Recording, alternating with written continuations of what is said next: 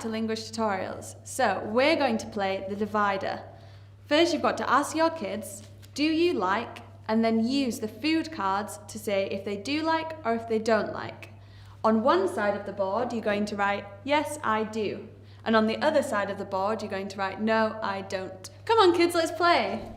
So, do you like bananas? So, do you like bananas?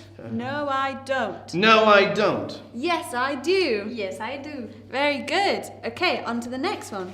Bread. Do you like bread? Do you like bread? Yes, I do. Yes, I do. Very good.